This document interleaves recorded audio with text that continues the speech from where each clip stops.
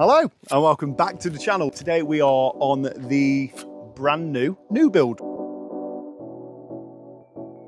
We set out, man, a couple of weeks ago now, and a lot has changed since you guys have last been. We have got the subfloor in, 28 meters worth of concrete, and we've had all of our mesh go in. We've had all of the stone delivered, at least for the first lift.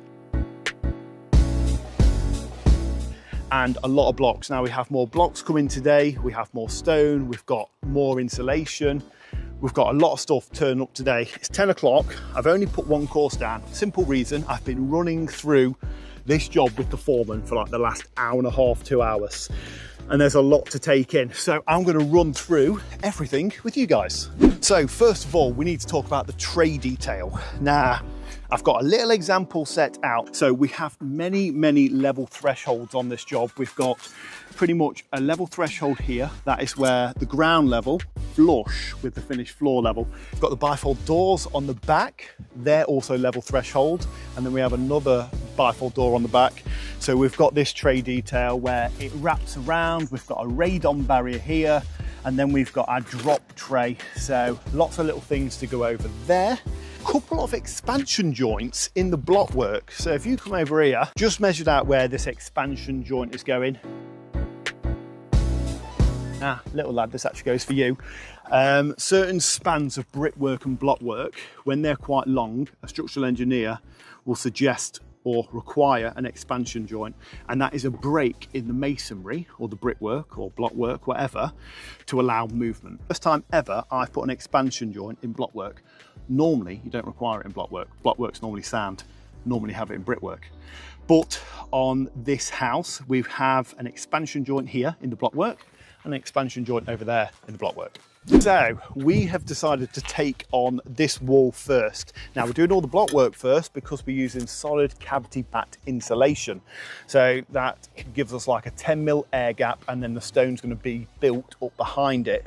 But we need to send all the block work up first, put our ties in, point it all off, and then install the cavity batts.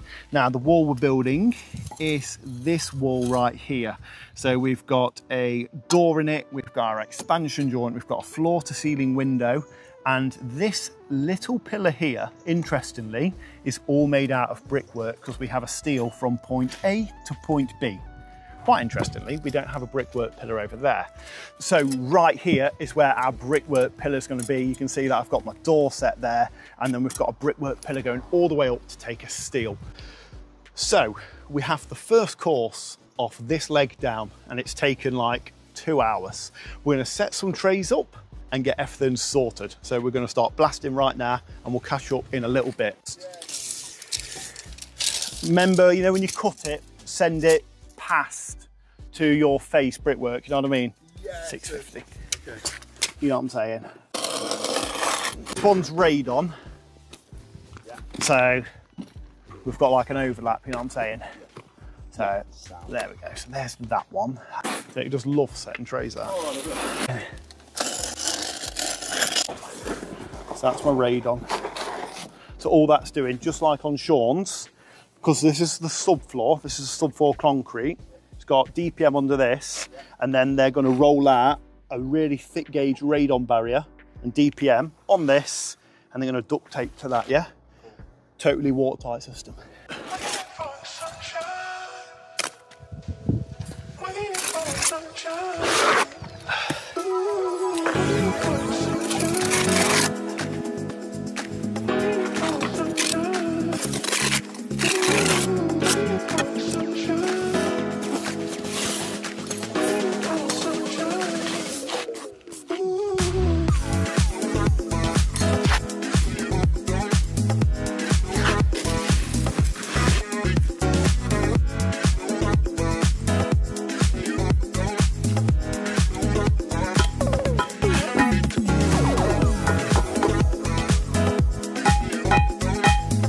So yeah, as soon as and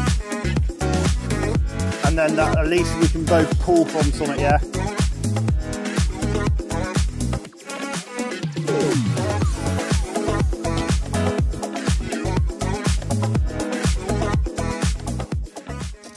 it should be 350.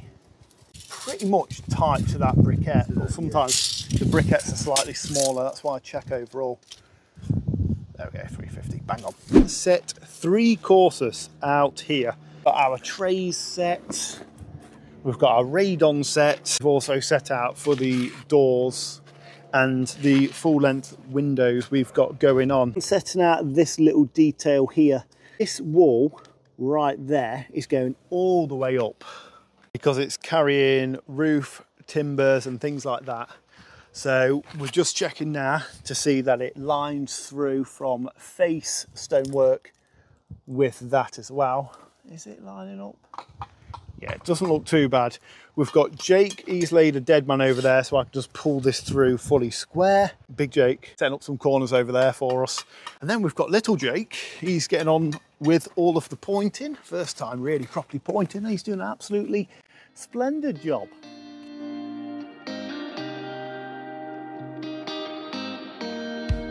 It's gone like 20 past 12. We're not having the quickest day, which is really frustrating for myself because I'm a big blaster. So I like to get a lot of stuff done, but it's very slow, very steady. I'm a big believer of never transferring. So when I drop onto blockwork, I will throw it up to 9 courses, 10 courses. But there is so much tray on this. The blocks are quite heavy, they're quite damp. We are just having to transfer, so we're setting all the trays out, transferring over. I'd rather set out 3 courses, make sure it's bang on, make sure the trays are right, and then tomorrow we can have the big blasting day. We're going to drop onto this wall here, which is actually nice because it's just a nice big panel to set out, and then in a little bit we need to set out all the floor to ceiling windows here. Now what I've done to make sure that we haven't got any cold spots, we've still got 150mm insulation to go on this floor, and then the rest of the concrete, underfloor heating, all of that. Set out my doorway here. Reason being, when the concrete comes and flows round, I want the concrete to actually finish on the back of my stonework. So it will finish there. So what I need to do is cap off this cavity with like 100mm block. Imagine that's 100mm block, and then the cavity will be closed, and then the insulation and all the concrete flows around. Just make sure that there's no cold spots. So it's a really slow, faffy day. It's getting to me. It's really getting to me because all I do is just lay. But we are getting there. So we'll catch up in a little bit. I'm going to set some more corners up. Hopefully we'll be flying. So this is what I'm about to set out here. It's the garden room, which is this wall right there. Use the measurements on this drawing and get everything set. So we'll get these set, get all these measurements sorted. Where am I? There we are. So wrapped tray detail. Okay, so 2935 from that window opening goes here. Door.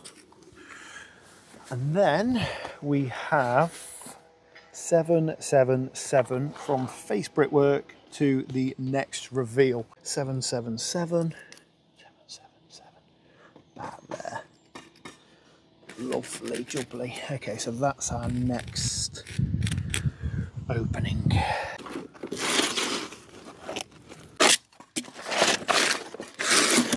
So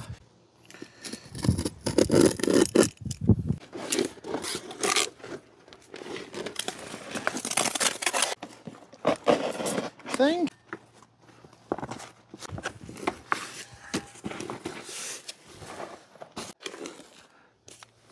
One, 6, 5. There's so many cuts in this little pillar. I do apologise. 2, 9, 5.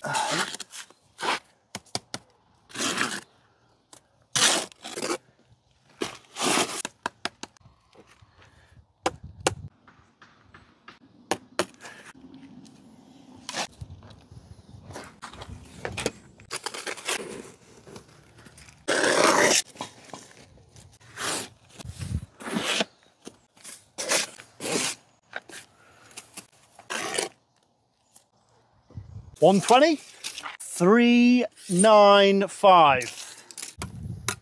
Shit, hell.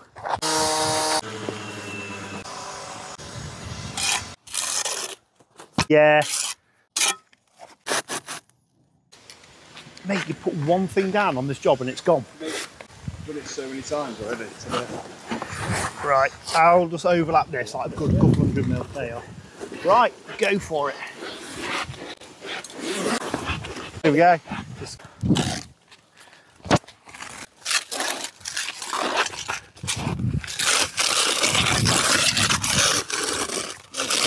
Boppa! Nice. I've got a feeling it's around there. Yeah. Yeah. He wanted it bang in the middle of this middle wall, the expansion joint. Yeah. Nice.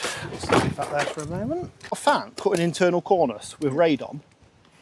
You know, if you cut it on the face of the brickwork and you push it down, you miss, like, it just don't work. But if you cut it like 25 mil in from the block, you know, when I push that down, if you come round this side, sorry, there we go. There. See how it's like lapping over? Yeah. And then that one I'll cut over there and it will lap and connect. A company has started making internal, external tray details. So it's an internal 90-degree tray detail already preformed. Yeah. Yeah, a bit matters whether or not it's...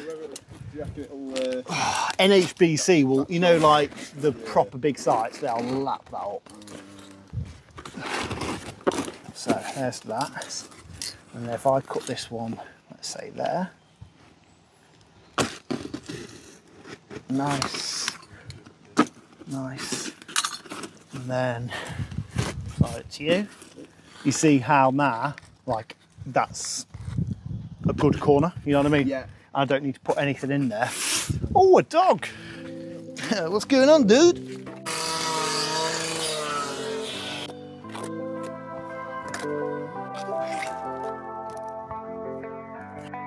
Last night we were getting tattoos, so we don't forget about smoking cigarettes at the drive-thru, when we'd only talk about the drunk promises that we shouldn't make. I knew I would never come through. I knew I wanted to love you so bad I would say anything.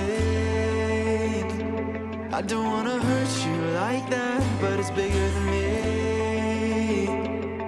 So, oh wow, follow me. Follow me.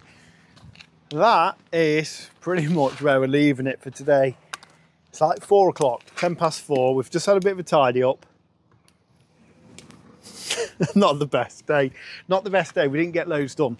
Normally, when me and Jake turn up at a job, we absolutely go mental and we get so much done. But today, well, you've seen, we've just been setting up all the trays all day, and I've not had probably 5 minutes where I've not had to check the drawing, double check a measurement, do some still saw cuts, cut some tray, set some tray out. So it's just been a very, very faffy day. But on the bright side, because there's always a positive spin, I've got a wicked moustache. No, on the bright side, all we've got to do tomorrow, really quickly set this out. This is no big deal. I've already got my corners set. Everything's perfect. Pull this through first thing, and then pull that leg through there, that leg through there. That's it. So we will be flying tomorrow. Hopefully the bricks turn up so I can build that pad a little bit later on tomorrow afternoon. And we're just going to utilise profiles tomorrow, profiles everywhere, and start whamming this block work up. So we will catch you tomorrow when hopefully we're actually getting some numbers down. Pull my pants up. Lost too much weight.